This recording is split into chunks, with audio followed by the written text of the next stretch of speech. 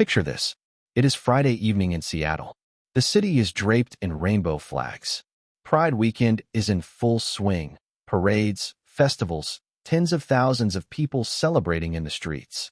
And inside Lumen Field, two national football teams are about to play the most politically loaded group stage match this World Cup has produced. Not because of the football, because of where it is happening, when it is happening, and who FIFA decided gets to bring what inside the stadium. Egypt versus Iran. Two Muslim-majority nations where homosexuality is not just frowned upon, but in Iran, can carry the death penalty. Playing a match that Seattle's own World Cup organizing committee designated a Pride match on the opening night of the city's annual Pride weekend, a celebration that has been running in this city for more than 50 years and draws over 200,000 people. Both football federations asked FIFA to intervene. Both were told no. And the question that follows, the one that the thumbnail on this video is asking, is genuinely one of the most complex that sport produces. Not who is right or wrong in the way a referee's call is right or wrong, but what it means when a global tournament collides with a local culture, collides with religious law, collides with human rights. And who, if anyone, gets to decide. Start with how this even happened, because the sequence matters, and nobody in this story planned for it. Seattle's Pride Fest, organized by a nonprofit, designated the June 26th match for celebration before FIFA even made the World Cup draw. The city's host committee was organizing around the Pride calendar the way any host city organizes around its own events. They looked at the schedule, saw the date, and built the Pride designation around it, months before anyone knew which two teams would be playing there. Then December came.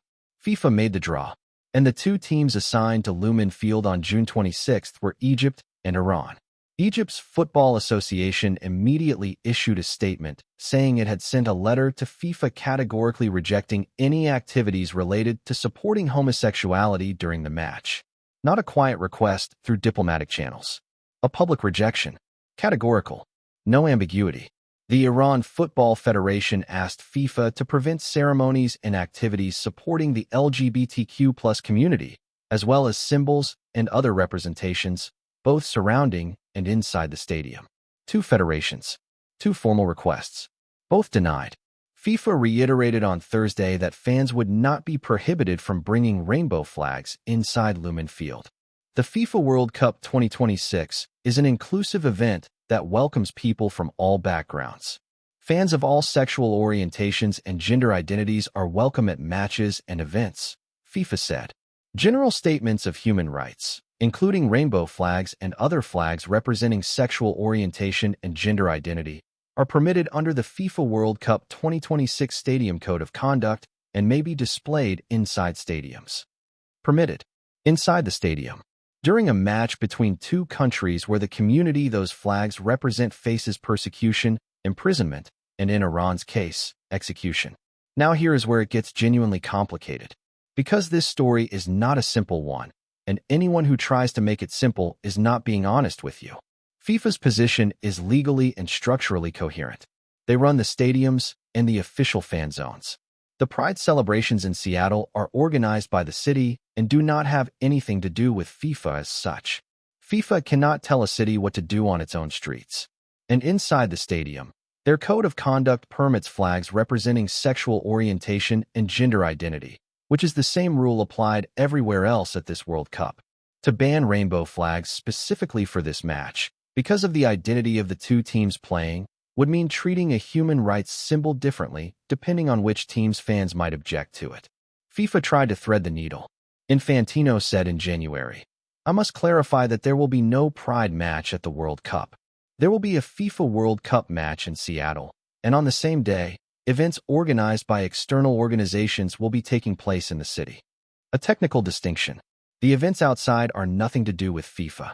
Inside, the existing rules apply. That is the position, and it is defensible. But here is what makes it land differently than it might sound. This is the same FIFA that at the 2022 World Cup in Qatar threatened to book captains for wearing the One Love armband, a symbol of inclusion, citing rules against political slogans. At that tournament in Qatar, where homosexuality is also illegal, FIFA bent over backward to avoid any confrontation with the host nation's laws and cultural sensitivities. The One Love armband was stopped.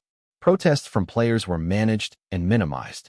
The tournament proceeded in a country with laws that criminalized the very community FIFA is now defending in Seattle. And Qatar was chosen by FIFA. Qatar did not come to a World Cup already scheduled in Qatar. FIFA selected Qatar, full in the knowledge of what its laws looked like. Seattle is different. Seattle is a city in the United States with its own long tradition of pride. The scheduling clash was not planned. It was a consequence of the draw. Egypt and Iran did not choose to be here on this date. Nobody chose any of this deliberately, which makes it, in some ways, a genuinely accidental collision rather than a deliberate provocation. But accidents still have consequences. And the consequence here is a match being played in a city where the streets outside the stadium are filled with rainbow flags, pride music, and celebrations of LGBTQ+ identity, while inside, two teams from countries that criminalize that identity are kicking a football around, while fans with those flags sit in the stands, while the cameras broadcast it globally. The people in Seattle who are celebrating are not doing it to provoke anyone. Hedda McClendon, senior vice president of the city's World Cup committee, said, "The Pride celebration has happened on this weekend for 50+ years. It is going to happen this weekend." Andrew Ashiafu, of Seattle's LGBTQ+ Commission, said the flags would send a message to anyone watching. "We are a free city. We are a welcoming city who celebrates everyone." Jamie Peterson, a state senator and openly gay member of the Washington state legislature, said it was highly appropriate that the match would feature countries where LGBTQ+ people are unwelcome, and that it would convey positive images of the community.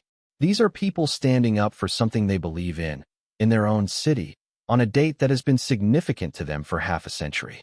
Nobody can reasonably tell them to stop. And on the other side, Egypt and Iran are not simply being intolerant for sport. Their objections are rooted in deeply held religious and cultural beliefs shared by large portions of their populations. The players walking out onto that pitch did not ask for this moment. They came here to play football.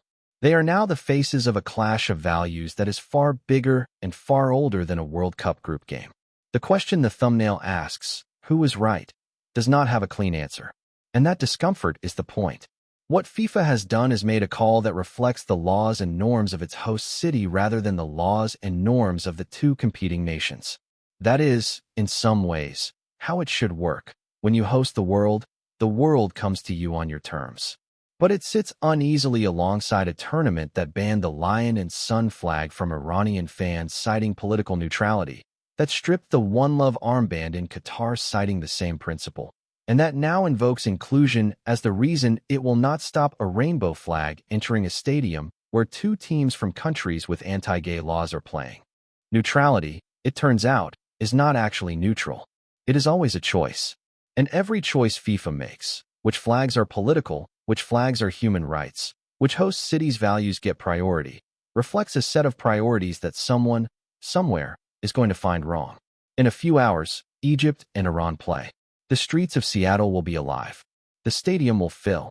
Rainbow flags will be inside Lumen Field, permitted under the FIFA World Cup Stadium Code of Conduct. And the result of the match, a football result, the one thing in this entire story that is straightforward, will determine which team goes home and which team advances. Football, at least, still has a referee.